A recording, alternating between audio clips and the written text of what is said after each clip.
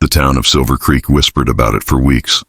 The scandal of a girl barely 20, untouched by the cruelties of life, suddenly promised to a man twice her age, a rich baron named Victor Harrow whose wealth spread across mines, railroads and acres of land that seemed endless beneath the desert sky. A man so feared for his temper and power that no one dared even question his claim.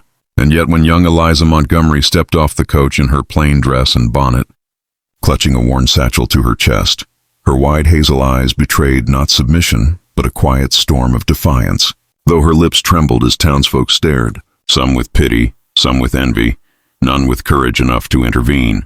Victor arrived in his grand black carriage, his silver-tipped cane tapping against the wooden platform as he extended a gloved hand, the weight of his reputation pressing down like a stone, and Eliza, heart-hammering, placed her hand in his, knowing her father had bartered her future for debts he could never repay.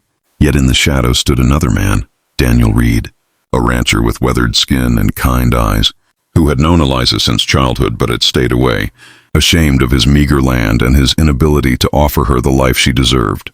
His jaw clenched as he watched her led away, his fists curling as the baron's carriage rolled off, but no one spoke. No one dared. For the baron's wealth built the town, and his wrath could destroy it just as quick. Still, under the half-moon that rose that night, Daniel swore to himself that this would not be the end of Eliza's story. Life inside the baron's mansion was gilded with chandeliers and velvet curtains, but for Eliza, it was a prison where silence weighed heavier than chains, where the baron's eyes followed her every move, yet his touch remained cold and possessive, more about ownership than affection. He boasted at parties, parading her like a prize he had acquired, reminding the town that even innocence could be bought if one had the gold to demand it.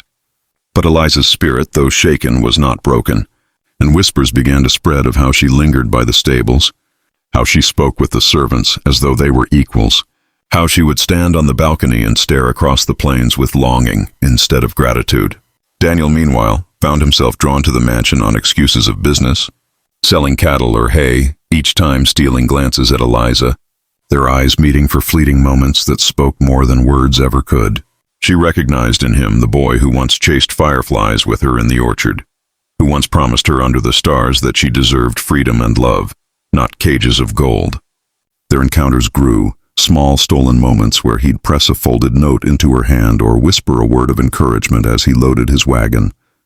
And though fear gripped them both, fear of the baron's wrath, fear of discovery, hope began to flicker in the darkness, a hope that the girl given away like property might yet find her own destiny. It happened one evening at the midsummer gathering, when the town's finest crowded into the baron's grand hall, the chandeliers blazing and music filling the air. Eliza, in a gown of deep crimson that he had chosen, stood by his side, her smile practiced, her hand trembling under the weight of his grip. Daniel was there too, delivering livestock for the feast, his plain clothes making him stand out against the silks. Yet his presence burned brighter in Eliza's eyes than all the jewels in the room. As the baron boasted of his wealth, declaring that Eliza was proof of his power, Daniel's jaw tightened, and when the music struck up for a dance, his feet moved before he could stop them. He stepped forward, bowed to Eliza with a courage that sent a gasp rippling through the crowd, and extended his hand. Time froze, every gaze fixed on them, the baron's fury simmering like a storm. But Eliza, heart pounding, placed her delicate hand in Daniel's, and together they moved across the floor, her laughter breaking free like a bird escaping its cage. The room buzzed with shock. No one dared approach the baron's bride. No one dared defy him. Yet here was a rancher, a man with nothing but pride and love, holding her as though she were already his. The baron's cane struck the floor, his roar echoing, and he ordered guards to drag Daniel out. But Eliza, trembling yet unshaken, stepped in front of Daniel and spoke with a voice stronger than anyone had ever heard from her lips. "I was given to you, but I am not yours. My heart has always been mine to give." The night that followed was chaos, the baron's fury spreading like wildfire, his threats echoing through the town. But something had shifted that could not be undone, for Eliza's courage had shattered the silence, and Daniel's defiance had shown that fear could be broken. Townsfolk who once bowed their heads began to whisper of standing up, of refusing to let gold dictate the worth of a soul, and even among the baron's servants, loyalty cracked, sympathy blooming for the young woman who had dared to speak. Daniel, beaten but unbroken, was cast out of the mansion, yet Eliza found him in the stables, her gown torn, her hair loose, her eyes blazing with determination. "If I stay, I die in spirit," she whispered, gripping his hands.